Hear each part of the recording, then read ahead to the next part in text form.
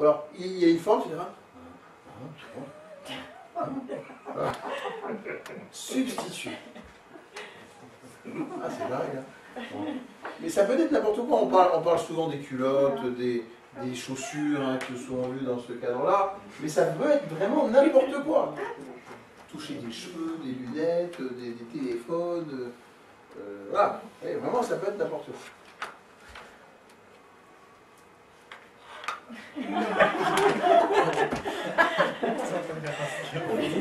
Bon. Et alors, autre élément, lorsque vous êtes sur une scène de crime et que vous n'avez pas de sperme, justement.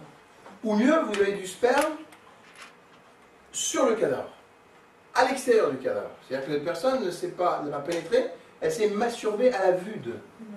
Parfois même à la vue du cadavre. À la vue du cadavre ensanglanté, à la vue, vous voyez, de quelque chose qui est anormal. Donc une paraphilie, de vous, une perversion sexuelle, c'est pas normal.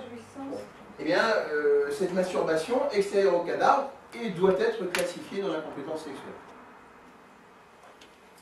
Bon, je crois qu'on a compris en gros l'idée générale. C'est la raison pour laquelle, allons sur le terrain, la nécrophilie, deuxième caractéristique de l'île organisée. Aimer le cadavre. Le pire là-dedans, c'est de passer du temps avec un cadavre.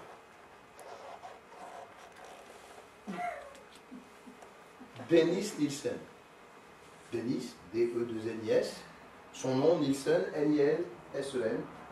L'étrangleur à la cravate, à Londres, dans les années 80.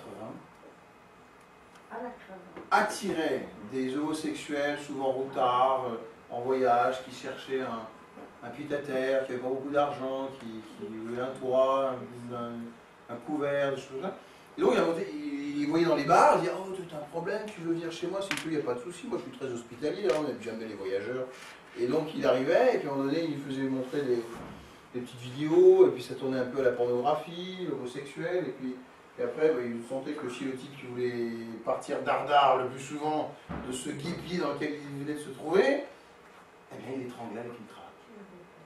Et une fois qu'il avait étranglé avec une cravate, il pouvait passer une bonne semaine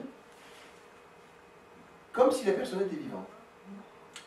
C'est-à-dire, se comporter à tout point de vue. Hein. Il le lavait, il faisait l'amour, il mangeait, il lui parlait, comme une personne normale. Nécrophilie, il aime les cadavres.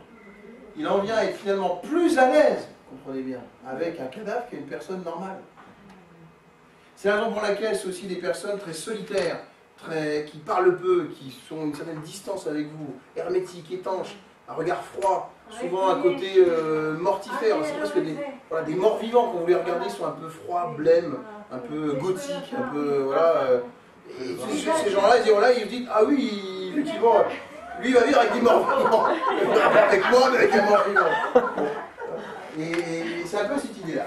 Il faut regarder en détail, c'est cette idée pédagogique. Alors, nécrophilie, ça veut dire aussi aimer les cadavres d'un point de vue sexuel.